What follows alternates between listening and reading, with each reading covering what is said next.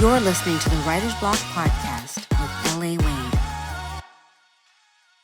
Thank you so much first for such a great intro. I think it's so needed right now for people to just get in alignment with who they really are and uncovering your authentic voice and stepping into your power. That's what I'm all about. So I cannot be more joyful to hear that intro. But I am Samora Smallwood. I am an actress, a writer, a producer, and an advocate, formerly seated as ACTRA Toronto's Diversity and Inclusion Committee co-chair. That is one of my greatest passions. I'm still an elected councillor, and I am the founder of Hold One Entertainment, a production company dedicated to creating subversive, entertaining film and TV, web series. I'm building a media empire. But the most important thing is to push the envelope, flip the narrative, and challenge the stereotypes about our community, women of color, et cetera, et cetera. That is my vibe. We talked a lot about that. You came out to see my short Saffron, which is a Black female written, directed, and led action story, because that is what we want to see. And I'm excited about it. You should be, because that was badass. And I'd love to see you kicking vampires' butts. And I don't want to give away too much of the story, but I hope that gets a little bit more circulation, because that was a cool little vibe. And even to build off of it. So that's going to be exciting when that starts to happen. Me too. We're developing it currently. So we're going to get in the kitchen and just like chef it up. Yeah, we're letting it marinate first, and then we're going to cook it up. Yeah. I wonder if you could share about particular moments with the main characters of your life growing up and how they formulated you to be who you are today. Oh, that's such a good question. The main characters of my life. It is so funny because I am half West African, Cabo Verde, and then on my mother's side, I'm from Newfoundland. So that's where I was born, Newfoundland. No way! I didn't even know that. East Coast Canada. I'm going drinking with you, though. I'm such a lightweight. You can come. You can sit with me. It's funny because when you think about your life, especially my mantra of manifest your shit.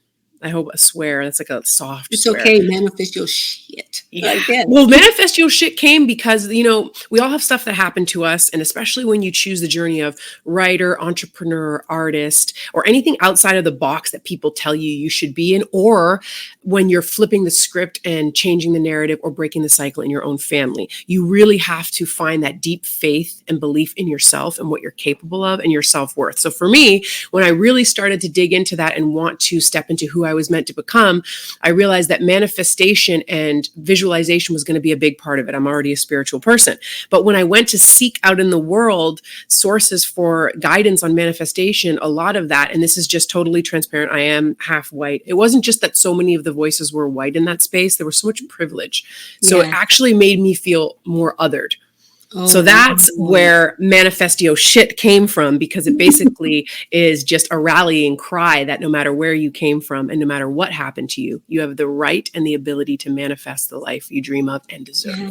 I'm in alignment. I affirm, confirm, and completely co-sign that fully.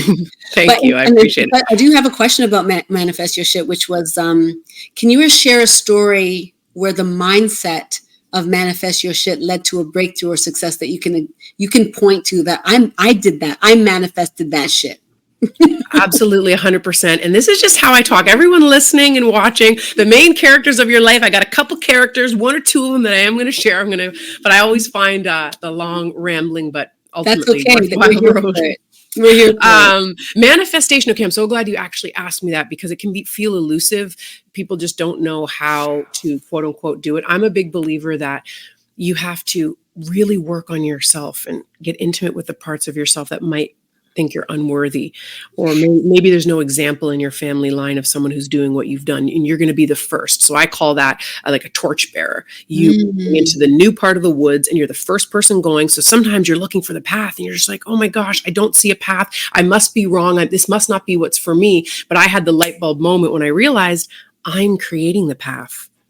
Yes. And I'm going to bring other people with me. So I hold the torch. So whenever I'm feeling anxiety or tightness in my chest, or I feel, who do I think I am? How dare I try and do this big thing? I just realize I'm just the first one to do it. in my family or in my circle, and I'm creating the path for others. So manifesting. Okay. So I have a 6-part series that I have created, and I have partnered with one of Canada's most prolific production companies. And we are now in that exciting phase of, getting that show out there. And there's so much great interest. So for me, manifesting that, and you talk about getting unblocked, so many people, when you're creating your story or starting a new business, or maybe you're a writer or you're a multi-hyphenate, I'm an actor, writer, producer. There's so much imposter syndrome that can come up, or procrastination, delaying your blessings in that way because you just don't get started. So for me, manifesting is a part of, praying and asking God, spirit, universe, whatever you believe in, to show me where to go, what to do, what to say, and how to be a good steward of my gifts, talents, and skills. That's how I was able to actually start writing, getting the work done, taking the courses to learn to be a good writer, is saying, I was given a gift and I have this duty to learn how to be a good steward of it. So all of the pieces that come into it, I can promise you, if you look, and I'm sure you can too, when you look at the blessings in your life, it's not one moment that made it come true. It's all of these little moments that led up to it. So that's, to me, what makes me feel so empowered as a powerful manifester, is being able to look at all those little moments and saying, it's not one Herculean effort, Samora. It was how you showed up for yourself and your community with generosity and curiosity 100 different times. And then now you get to this place where you're like, holy shit, my show is going to get made. It's going on the air. Like, wow. And there were all those parts of it. So some days you're just like, oh gosh, I don't have the energy. I'm not inspired. I'm not motivated today.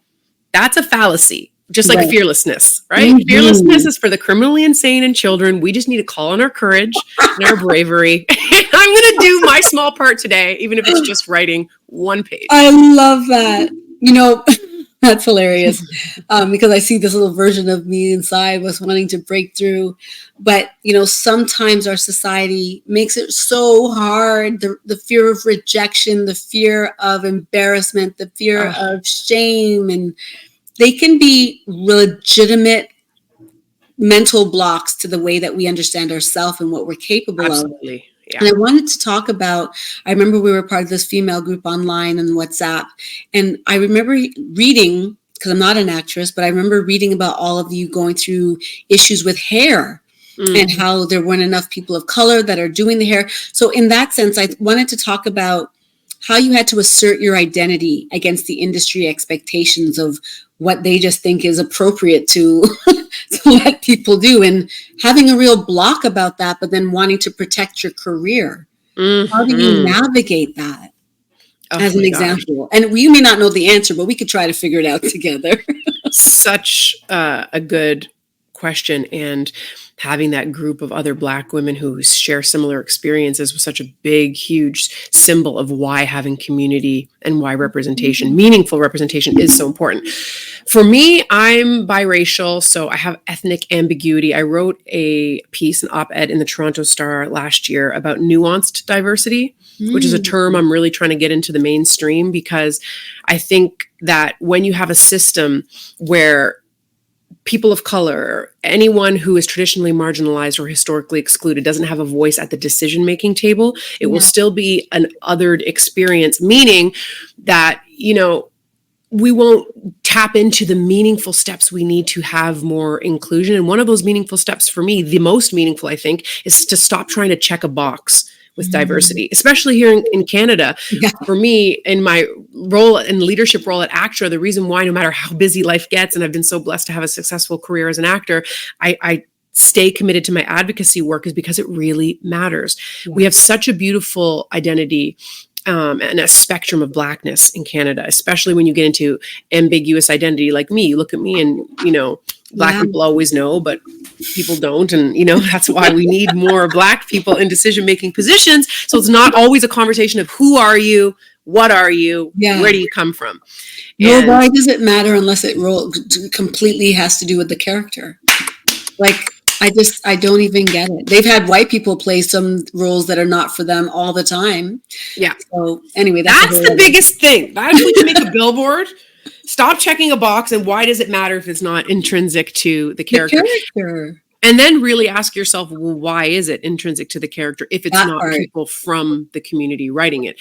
And, there are wins. So I'll tell you about a time where you have to assert yourself, even when you have the fear of rejection, as you say, and the fear of reprisal, and then a nice win. So what should I start with? Should I start with the scary, very tense kind of situation? And I brought this to the group, you remember, or should I talk about the win? No, I want to hear the win after so that I can deregulate, or regulate, rather. So one of the really great things that ACTRA has worked on, and was a file that I was working on as well, is the hair and makeup grievance, which we had a really hard time during the pandemic. Our community, we watched the murder of George Floyd, and people took to the streets in a massive way to say, we need change. And there is still so much work to be done.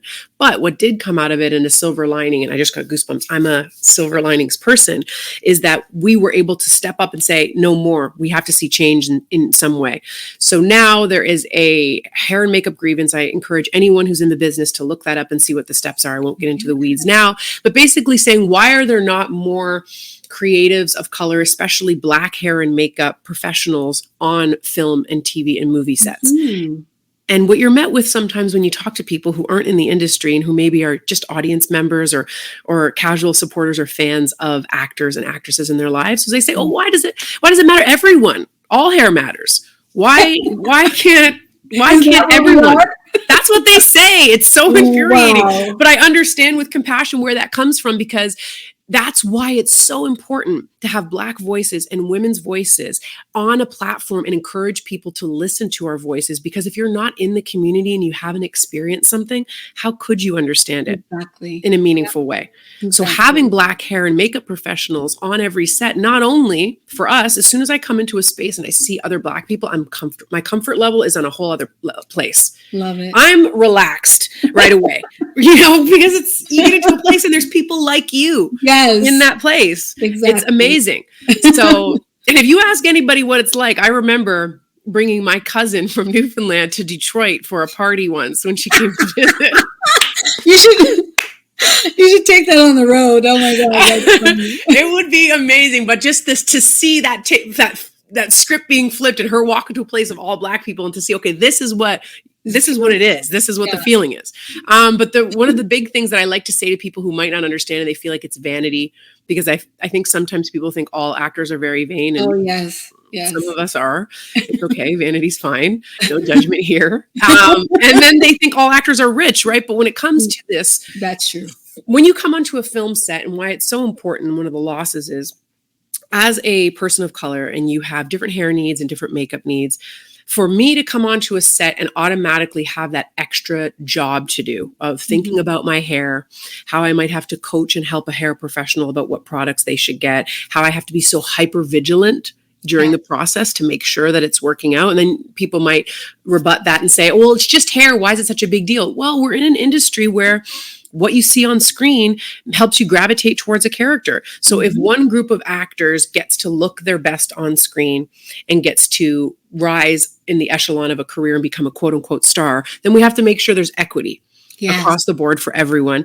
And real equity means I can come to work and I can sit there and I can do what my counterparts get to do. Focus on my performance, work on my lines, meditate, and relax. Yes. And for me, the relaxed part is one of the most important opportunities in this conversation about meaningful representation for especially all BIPOC people, but especially the Black community. Yes. I'm a cycle breaker and I want to honor the people that came before me, especially the women in my lineage, but being able to rest and not worry all the time, not be in charge of everything all the time, be in alignment with my purpose and my joy and not have to be distracted by a million things is the gift we give our ancestors. So that's why the work is important to me. It's not just going on set and sometimes what happens is, this is my bad story is on a set, one of the top TV shows in the world. It's for consideration. It's being considered right now for the Emmys. And so some of our departments were nominated. It's very exciting. It's a lovely show. Very talented people working all around. But one of the situations was there was nobody Black in hair and makeup. And even me, like my hair looks like it might be easier to deal with, but because I'm biracial Black, there's certain things you can't do to it. There's certain products you can't do. And most importantly, when she's done, the touching. Yeah, that's it. It's a wrap. It's done. You got to stop touching it. So long story long, we're in a scene and we're in an ensemble cast and we're at my character's restaurant in this show. And it's a scene that's going to take 6 or 7 hours to shoot. But in the course of the show, it might only be 6 or 7 minutes because there's so many reactions and moments of dialogue and relationship to capture in the scene. Yes. So I tried to kind of just be open. And again, this is a very talented hair professional, and say, you know, once you've done my hair, we really can't touch it. And just being open about what I need for my hair, which you'll hear from Black women in this business all the time. We know what we need for our hair. Exactly. He doesn't listen about this. My hair is going bigger and bigger, frizzier and frizzier, because he didn't get the products. They reached out to me and he didn't get the products that I said to use. So that ended up being kind of a little bit of a waste of time, that call about the products. Mm-hmm. And then he kept touching it and fussing with it. And my hair just gets bigger and bigger and bigger. And I'm feeling so insecure because I can see in the mirror how frizzy it's getting. And I'm worried. And this is the other important part of the conversation for our community in terms of having hair and makeup representation. And that's only one part of the conversation about diversity and inclusion in film and TV and entertainment. Yeah. But is that the camera time you get on screen really helps build your career and means that you get to make a living in this art. And if my hair is looking wild, how often do you think they're going to use, and this character's a polished character. Sometimes your character's going through her hair. No. Yeah. So then I have the extra burden on this set because I can feel anyone who's worked in collaboration before and is sensitive to energy, you can feel when things are getting tense. Yeah. So I can feel that. And I'm like, what's going on? And I don't want to make this person feel bad. So I'm not doing that. I'm just saying, can you go get the tools? We need to come back in and work on this because it's not going to my hair and you can't just keep adding product. Right. So anyway, it rose up to the level of the producers. Because on a film and TV set, especially when it's a very popular show or a new show, the producers and all of the people who have like skin in the game are in a place called Video Village. For those of you watching who aren't in the industry, and they're sitting and watching everything happen because it's their baby. Exactly. And so then it gets to the producers and they want to know, quote unquote, what is happening? Let me get my air quotes in the frame. What is happening with Samora's hair? Oh my goodness.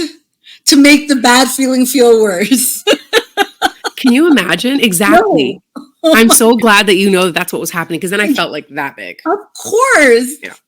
Because you already were sensitive to what has happened. Oh. And a little bit feeling gaslighty because I'm being told by everybody that it looks fine and I know that it doesn't. Yeah. I think there's a meme on Instagram or it really happened on some show where the girl was being like, they're just putting her hair in these things and then she's like left. It looked fine before it started. And then whatever they did afterwards, it was this Black girl on it. And this white woman did this thing to her hair. And then we're like, and then you just go. And she's looking that like, I could kill this woman. But she has to smile and she has to do all of the things to present. Yeah, because she doesn't want this to be her last opportunity. Yeah, you don't. That's the important part. Is you want to be able to have your positivity and your joy and get more jobs. And so that's all on the line. So you have those two options. You just brought it up in such a funny way. You have the option to just shut your mouth and get by on the lower standards or the crumbs or what you know is not right. Or you can speak up and be labeled a diva or difficult or an angry Black woman and all this stuff. Yeah. So now, since then, I have a Black woman who does my hair on the show. Amazing. It's really great. And it was just ended up being an uncomfortable situation all around, because then when we broke for lunch, instead of me just going and, sitting on lunch, eating, meditating, praying, doing whatever I'm going to do, this hair person wanted to talk to me because, there's no more denying that it's happening. The producers are saying like, we need to be able to cut to Samora in the scene, and her hair is not making that possible. So then I have to have this like conversation with this hair person about, explaining continuity, because they didn't really fully get that. And yeah, they didn't understand the continuity piece of it, that like, in the day is taking 6 or 7 hours, but in the show, it's going to be 5 minutes, and her hair looks so different. And I'm saying, just anytime you work with Black actors, you know that we want to get as much screen time as the other actors, and we don't want to have to have that jeopardized because of something as simple as hair. And then I really had to stand on my business and say to him, like, and you didn't have the hair products that I told you that would help us stop this, because you made a judgment call based on how I look and what you think my hair is, that you said, I'm just going to use these products over here. When I said, when you called, that this is what we're going to need. These are the products we're going to need so that my hair will do what you need it to do on the show. So that was a very awkward conversation. And then it became, touching that the production and the producers wanted to touch base, make sure everything was cool. Because this is when I was on the line with all of you, all of the women in this community, right? Saying like, because that's the beauty of community. You will have people that you mentor, and then you will be in a position to be mentored. It's beautiful. Yes, it's beautiful. Yeah. So the more experienced women in our call, I'm just like, what do I do? Like, what do I say? And just to get that coaching really helped, like, balance the feelings of total anxiety I was feeling and having to talk to producers and say, like, so anyways, it all worked out, but it was like one of the most stressful times ever.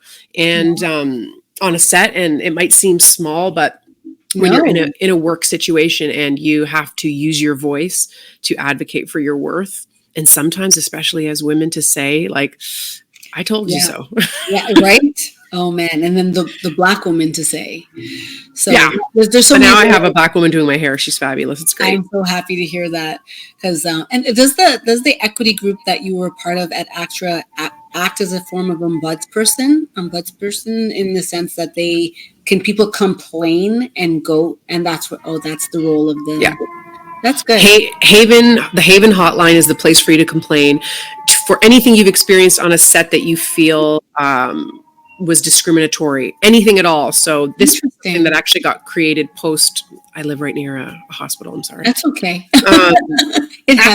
After Me Too, we wanted to have a safe place for people to call and say whether you experienced it yourself or you saw it happening, because sometimes people don't feel comfortable. I've had that situation where someone came to me and said, I saw a young Black actor on set be told X and Y. What do I do? And then you guide them to Haven. So if you're an actor, a member, or even if you're not, Haven online, you can Google that, or haven.ca. There's a 1-800 number. It's totally confidential. But in terms of ACTRA for the hair and makeup grievance, it's a legal matter now. Lawyers have been hired, and it's Kevin Hanchard of Hudson and Rex, and Orphan Black is a great friend of mine and an ACTRA member as well. We were interviewed for CBC Canada about it. If anyone wants to check out that article, just to get a little bit more understanding of the hair and makeup grievance and what's at stake for Black actors. Yeah, because it's so much bigger than vanity. Exactly. So much bigger. And I'm so glad that they have you to speak to it, because your voice, like I was saying when we were starting, I'm like, when Samora says things, it just sounds very, very important, and that I need to listen. And so luckily she's also talking sense, or else it would be a problem. She uses her powers for good. And I'm honestly one small part of it. There are so many people who are dedicated to that work in a staff position at ACTRA on a daily basis, because anything that's worthwhile getting done is done by community. That's just how it is. Amen to that. Okay, we're going to go over one quote that I found. I think I found it on your website. It said, "To love oneself is the beginning of a lifelong romance." That by Oscar Wilde. I just love how that even sounds. To love oneself is the beginning of a lifelong romance. So with your personal loss or challenges, how has self-love influenced your creative process and career decisions? Self-love is the journey that has transformed my life the most. And it really requires you to be so honest with yourself about what it is that you are feeling is unlovable. But I had an audition one day, and I was upstairs in the bathroom, my condos, before I was driving. So I was rushing downstairs to get to the streetcar. And from the time I was in the mirror in the bathroom to getting downstairs at the streetcar, I had like said mean things to myself, maybe like 60 times. Jeez. Yeah. And the final, like everything from, oh, you look fat in that outfit, to all this stuff that your inner voice will sometimes say. And obviously I'm being super vulnerable right now. No one wants to admit. I'm here for you. We're safe. And we can always edit out whatever you don't want to have here.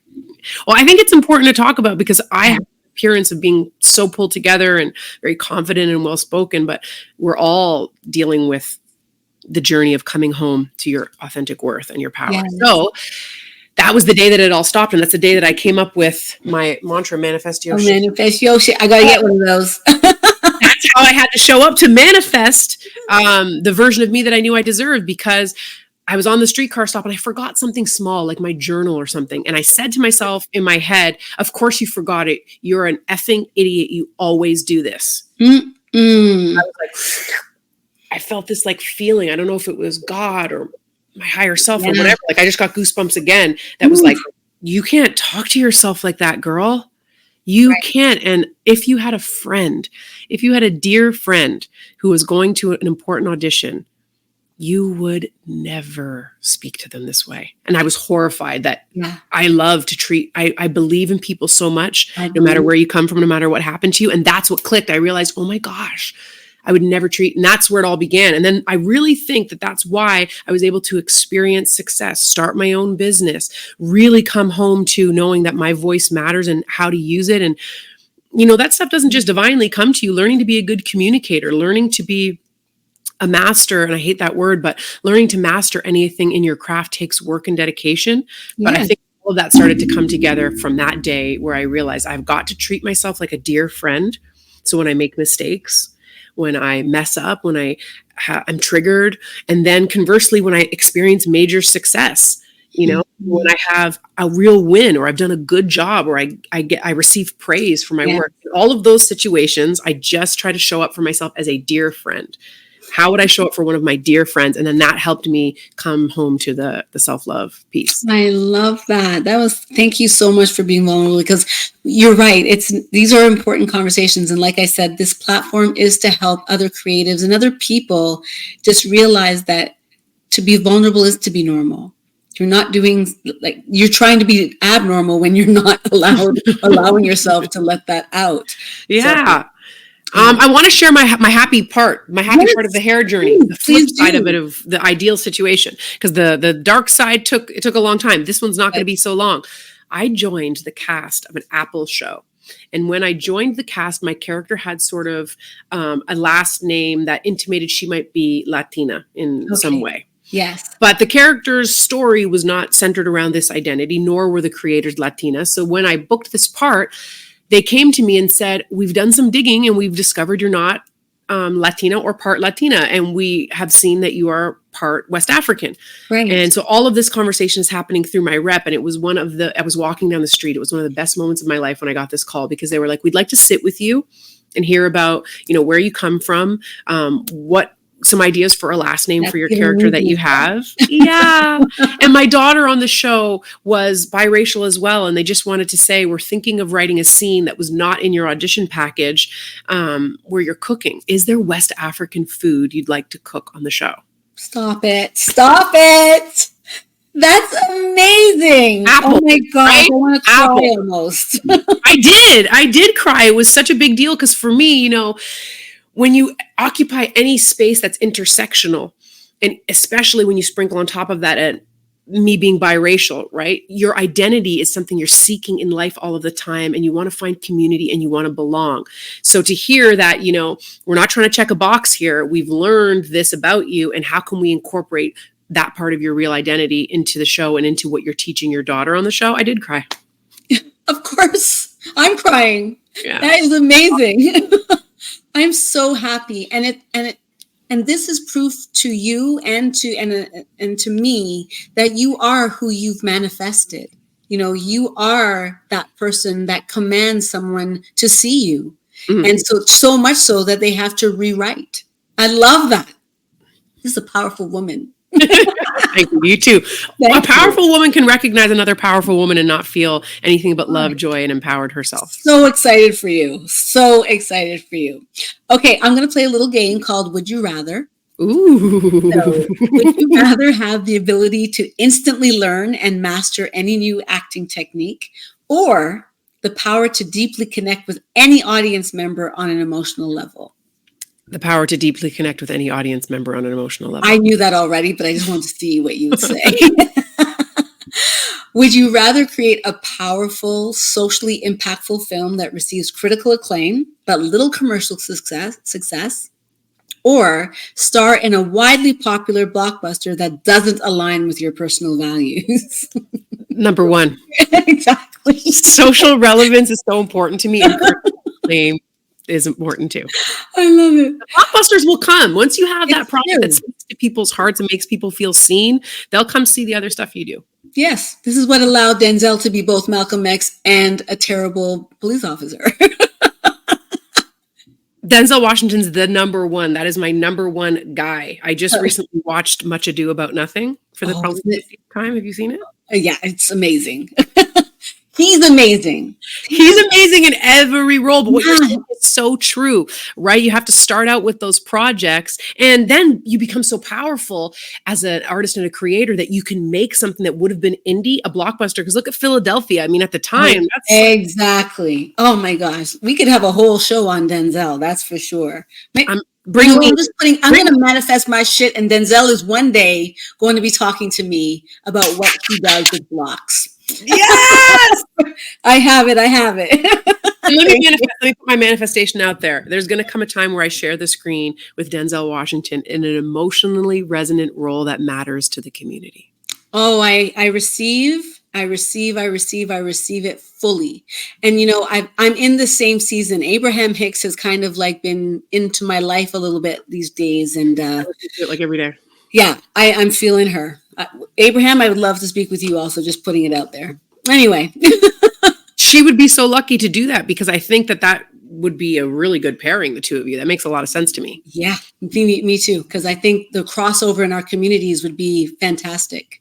You know, anyway. Well, 100%. You are the kind of artist who shares your vulnerability. Like the poster behind you there for your project was such a vulnerable piece. We were all crying, and you had your mom at the premiere. Yes. And it was just such from the emotionally resonant piece, you were the artist that touched us all, but also the very smart businesswoman to have every box checked and make sure that it was an event and that we can see. I just see such a bright future for all the stuff that you're going to create, and now that we're going to create together.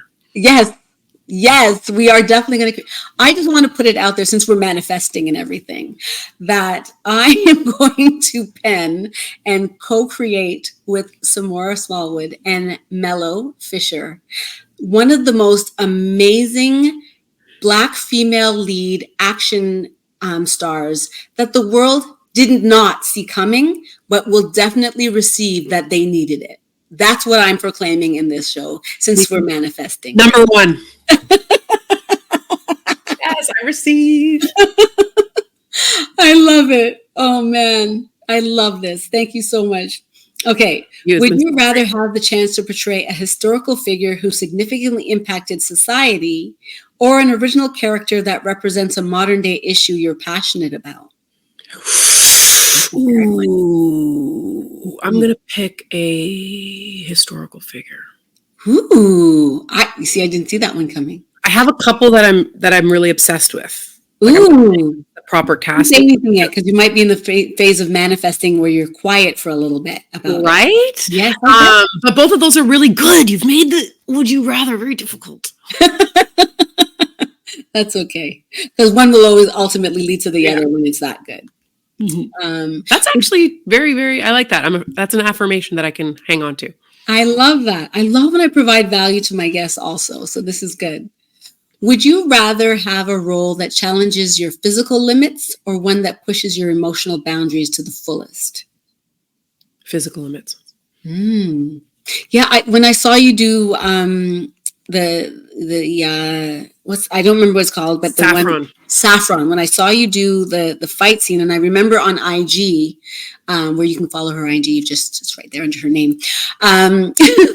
You were showing the practice of it, the training of what you needed to do, and it's quite physical, but I could see that it gave you another avenue. It gave you another outlet, and the joy of finding it and discovering it was very much seen even through IG.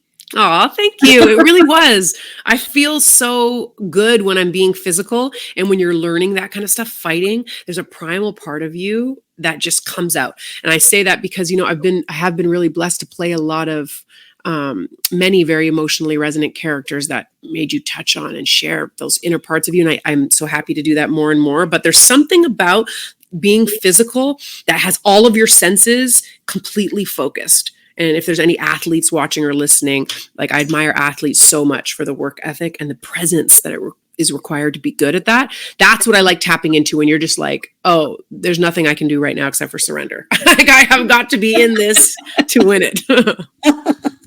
I love it.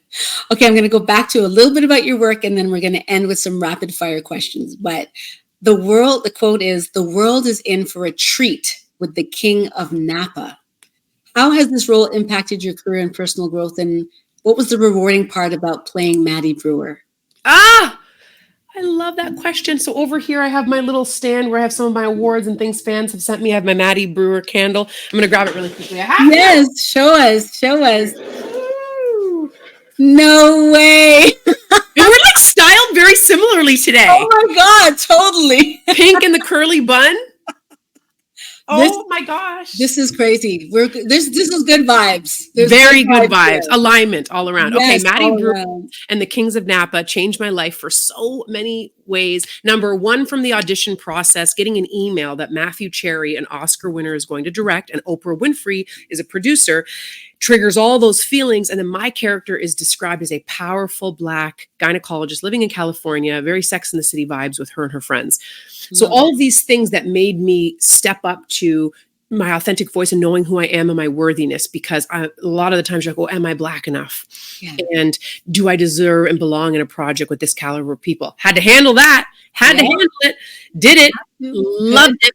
And so that was one of the most amazing parts, showing up for myself and having those feelings and doing it scared, I think is a really valuable lesson. Waiting for the fear to go away, to go after your dreams will just keep you waiting forever. You just have to do it scared. So that was the number one biggest lesson in the beginning.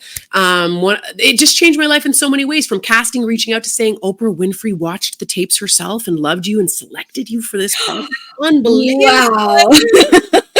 And wearing fashion, Pyre Moss, some of the biggest Black designers in the world, because the showrunner and Pyre Moss is like, I want to interview back to the manifesting Pyre Moss. I need to speak with someone at Pyre Moss. Absolutely. The showrunner is a woman named Janine Sherman Bourgeois. She is one of the most prolific writer creators in Hollywood. Very powerful Black woman. She's been recently named one of the most powerful showrunners in Hollywood. She is truly the real deal. Meeting her and seeing how she creates a world of Black professional creatives in every department.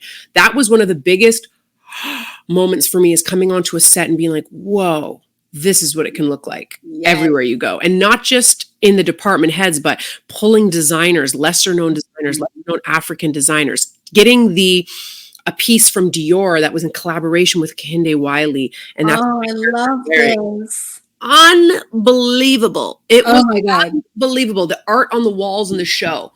Everything was Black and meaningful and cultural and emotionally resonant in that way. Working with an entirely Black cast, Black women in a comedy. And I love this. Like meeting Oprah Winfrey. Like, it's like you check. It was the dream project from top to bottom.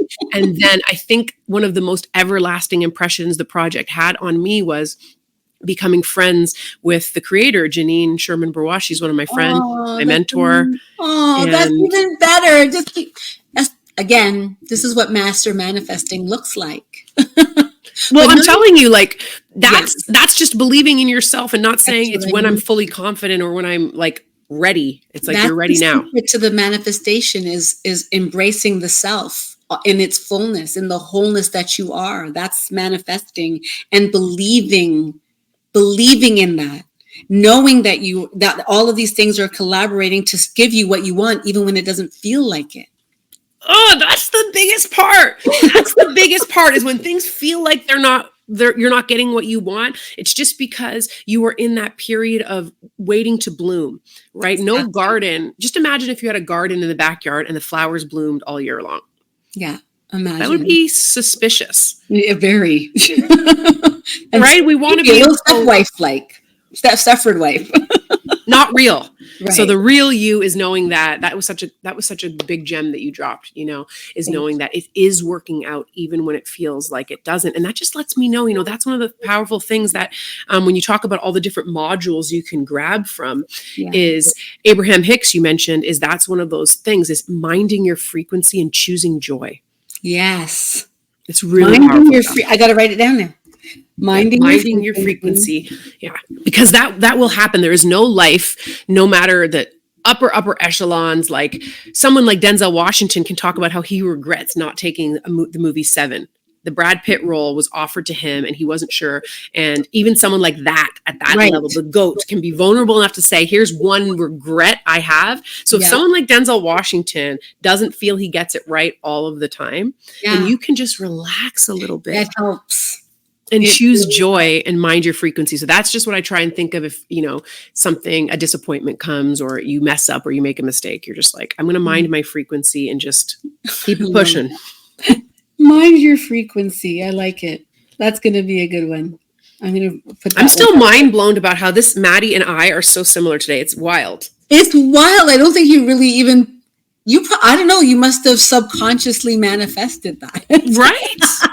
Or that, that's the joyful feeling of, to circle back to why meaningful representation matters is the more you can be your authentic self within the circumstances of a character, the more powerful it is. And that who's going to be the person to give you that opportunity? Because that's what the Kings of Napa really did. They said, Samora Smallwood, it's you. Because I remember being very vulnerable with Janine when we first met, because she wanted to talk about the audition. She's like, you popped off the screen. It was you, girl. Yeah. And she wanted to talk about it, which was just goes to show you how generous she can be, because she's writing, show running, touching base with every single actor is a generous act. And I was vulnerable with her and said, I had that feeling of, am I Black enough? And she said, well, for us, Folding Chair is her company.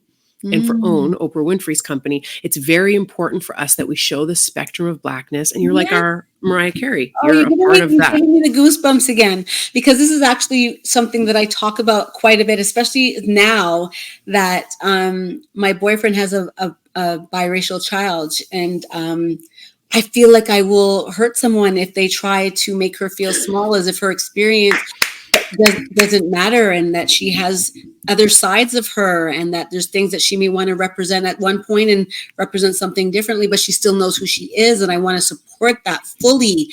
And the dark skin, light skin vibe and all of that stuff is such a pain point in our community. And when we go back and we know that race is something that was constructed, to see it run amok in the way that it has been is so sad. And I say that respectfully because I also know that that illusion creates that delusion, and that people are having real experiences of pain on both sides. It's not one is having this and therefore you can't understand. Maybe I can't understand, but that doesn't disregard the pain that the other person is also feeling. And so for me, it's a question of pain and why we're labeling things more important than the other in the first place, which is idealistic. And I understand that. And I don't want to minimize people's experiences, but wow.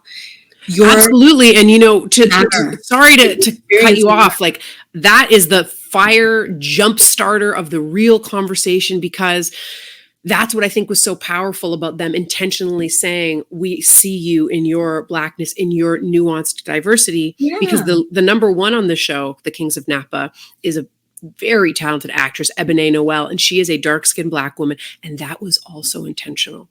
On there. So to talk about that, you don't negate anyone's lived experience. And sometimes when I see a role written as Black woman, there's this thing called a breakdown in the world of actors. When you audition, it's a description of the character. And sometimes when I feel quote unquote triggered and I say, am I Black enough for that role? It's not even always about me. Sometimes the role might be meaningful for X and Y, and it should somebody. And and those are great questions to ask. And I'm grateful that you're in a position to ask them, because some people don't even feel like they can ask those kind of questions, which is a different experience. So everyone's experience matters to me. And I'm so glad that there's someone like you to represent both sides, even if you don't come from exactly one specific idea. But I was made wholly unique, sent here with a purpose. I am absolutely committed to fulfilling it. And I just want to say that your partner's daughter is so lucky to have a woman like you in her orbit, because we get to change the game for how we came up, right? Yeah. Oh, man, because I've seen it. And it's so weird. Because my sister is extremely lighter than me. She looks more Portuguese or Egyptian. And so even though I'm a lighter skinned person, I've had a quote unquote dark skin experience in the way that people so that's proof that it doesn't really right within your own family. What it is. A light skinned girl fighting about being not light skinned enough. It's just stupid. Yeah. Or just a distraction from what we really need which is more representation across the board. And then we won't feel like we have to fight each other for the opportunities. Yeah, it's ridiculous, which is kind of in line with the last quote that I want to highlight, which is, I believe you said this, you don't need to be a certain size or meet someone else's beauty standards to be on TV. How do you challenge conventional beauty standards through your work and activism? And what changes have you seen in the industry regarding representation and diversity, which you've kind of already touched on, but yes. I love you, lady. I really love you. And you're so thoughtful with these questions. It's one of the best conversations I've had in a while.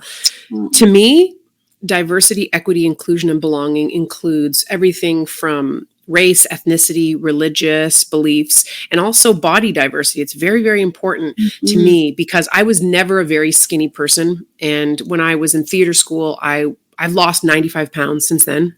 Oh, wow. Yeah. And you're thinking this is how she showed up. I woke up like this. Yeah. And that was a big journey too, to like, obviously I had some thyroid issues. I wasn't healthy and blah, blah, blah. But I remember I worked for the dean at my theater school and I considered him a close friend. And when I was about to graduate, he called me into his office and he said, "So what is your plan?" And I said, "Well, I plan to pursue TV and film acting." And he said, "Well, you had better think about losing some weight." Wow.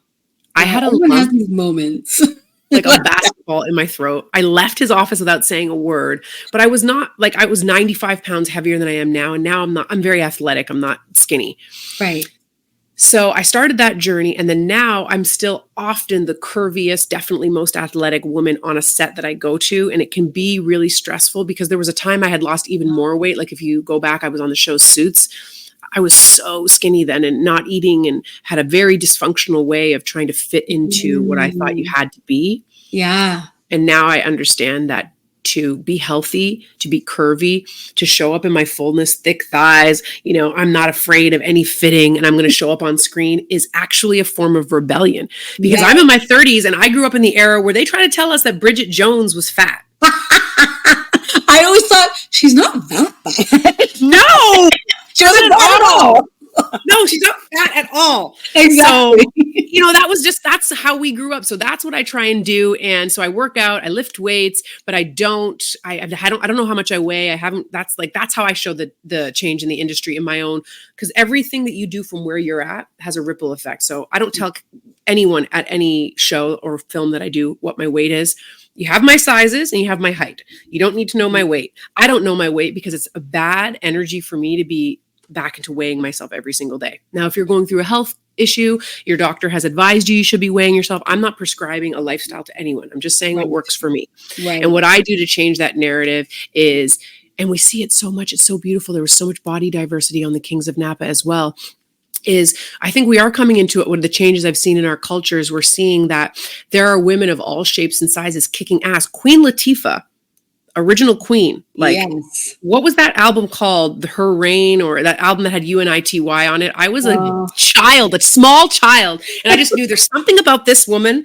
And my dad had the CD and I stole it out of his car. And I was like, there's something about her that's speaking to me. And now she's on the Equalizer kicking ass. I know, it's awesome. Kicking ass. And for people, right? And you want to know how important representation is, because for me, there was a scene on the show where she's walking down this hallway.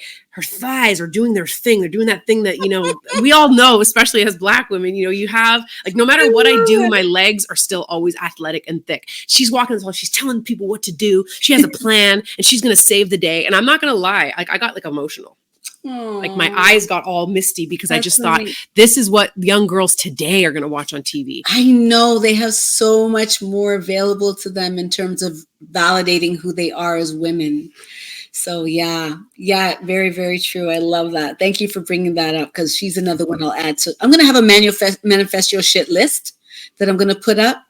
And we can just add to it as we go. Let's do it. Oh my gosh. Queen Latifah. That could be she would play a great spy as well. She's a cop on that show. She could be the person that I said would organize all of the That's a good manifestation. I'm loving this. Put it on. I know you guys It's don't know on what the we're talking list. about, but because you don't know what we're talking about, we're going to flash to this part of the interview in a few years. Don't you worry. Yes. Oh my gosh. I love that feeling when you go back and you look at something that you've manifested. Right? Because you know, that's how we'll it flash works. back to it. Okay, but that's an important part. rapid. So however you can support people in your life and call out body shaming when you see it, and, you know, not call it like a cheat day. Maybe it's a treat day, and just be supportive of the characters that you see on TV and film that represent a different body type. So important. It's like hugely important. Yeah, I like that. Not a cheat day, but a treat day. I like it. You know, and then I'm looking forward to it every week. Our last rapid fire questions. What's more appealing to you, taking on a role that challenges you emotionally but is less seen, or one that's widely popular but doesn't stretch your boundaries? So what's more appealing? Right now? Yeah. Widely popular. Okay. Yeah, let's get it. Would you prefer to instantly memorize any script or have magical insight into what roles will be most successful? Ooh, magical insight. Just because it's magical. Who would you choose to have dinner with? Your favorite fictional character or your favorite real life mentor? Favorite real life mentor. Yeah, same. Would you rather see your work featured in an international film festival or land a role in a blockbuster film that's a commercial success? What international film festival? Oh, I don't know. I guess Cannes or Sundance. Okay. What sounds like a better day to you? Exploring a new city with friends or indulging in a day of self-care at home? Exploring a new city with friends. Yeah, same. No matter how much I want to give to myself, that is always what I would want to do. Yes. Yeah. Would you prefer to create a groundbreaking role in a drama or a character that brings joy and laughter in a comedy? I like them both, but let's say joy and laughter in a comedy. Okay. I like that.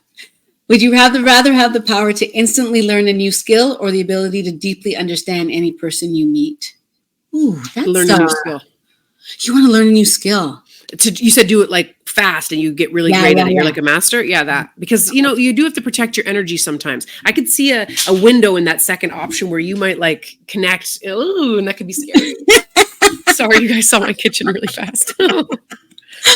Okay. There's some energies you don't want to tap into. There's some energies I do not want to tap into. Yeah, that's true. Second last question.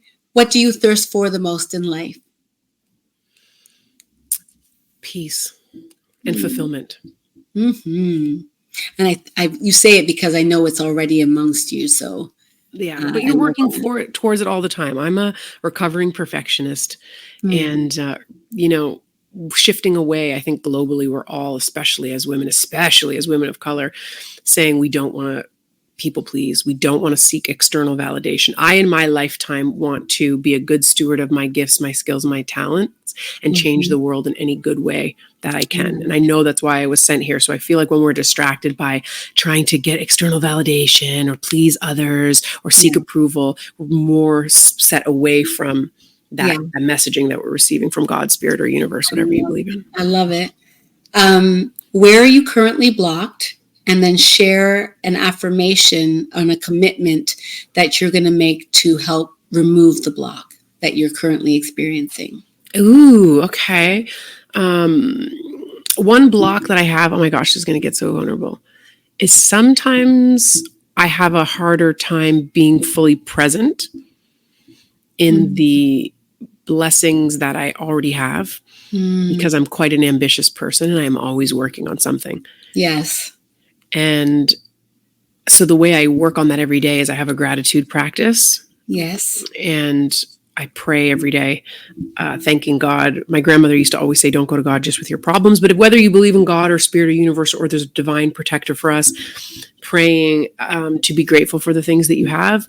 There's so much that we have, like today, my health, the money that I need to buy food, the ability to sit down and have this interview. And after that, I'm going to get back to my writing, are beautiful privileges that help me stay tapped into all that I have to be grateful for, because being present has always been something that blocks me because I'm constantly thinking of what I have to next? do. Yeah, and what's next? Yeah. Well, that's a wonderful place to land because I feel blessed in your presence for your presence, you know? You? Same. Yeah. Thank you so much, Samora, for being with us in the Writer's Block podcast. And I want to give a shout out to my sponsors, TRF Media, Big Up Yourself, Mello, producer extraordinaire, and my wine bottle, Thirsty AF, by CH Houghton Wines. You can pick it up at thisislawade.com. Those of you at the LCBO that have shut us down in the city of Toronto, just hit up thisisellywade.com and nice. buy a bottle of wine. Thisislawade.com and get the AF wine. What kind of wine is it? We have a Riesling, a Moscato, a Rosé, we have a Merlot, and we have a Chardonnay. So say less, as you had me at Moscato. Let me show you one of my bottles. There she I is. Love it. I have a book with that image on it. That's right. That was a and there's a movie back there. Scintillating read. I have to talk it as I feel it, you know? Yes, you do. That's the thing that makes you special is you're not afraid to be your real self. I really admire that. I appreciate that so much. Thank you all for watching the Writer's Block podcast. If you want to reach me, I'm at This Is Ellie Wade Inc. on Instagram. Or if you want to reach more of the creativity of our artists that we bring online, go to the writersblock.podcast. Samora, what's next and how do we reach you? You can find me on social media. I'm on Instagram and other places, but I connect with people on Instagram. That's Samora Gloria. And the Actors Work Studio. I founded the Actors Work Studio to empower artists. You can find me there as well. We have workshops. We have so much good stuff coming. And my production company, Hold One Entertainment, that I founded with my partner, we have a slate of very exciting projects at various stages of development. Our first feature goes to camera in early 2025. We have a bunch of series, and I just got my first green light for a series. So I have a 4-part mini-series. Yeah. Look, I got all excited. And then manifest your shit. That's my message for everybody. I love that. You can buy that on your website. Manifest. Yeah, not yet. We have a whole launch of new products coming out very shortly. This is a prototype. I'm wearing it because that's how I roll. I got to see how it wears. I got to see how it washes. I got some Writer's Block swag. Yeah. That's important because then you can kind of, embody it and share that message. But just keep an eye out. I'm very excited and as always dedicated to working with emerging filmmakers, writers, creators, especially of color and especially women and Black women. And Hold One Entertainment. Keep your eyes peeled. Our first series is going to camera in October. That is amazing, phenomenal, and I'm not surprised because she knows how to manifest her shit. Thank you. Thank you, everyone, for watching. Stay creative. Remember, you're more resilient than you think. So get unblocked. See you later. Bye. Bye. You're listening to the Writer's Block podcast with LA Wade. Hi, I'm Samora Smallwood. I'm an award-winning actress, writer, producer, and advocate, and I just got unblocked at the Writer's Block podcast.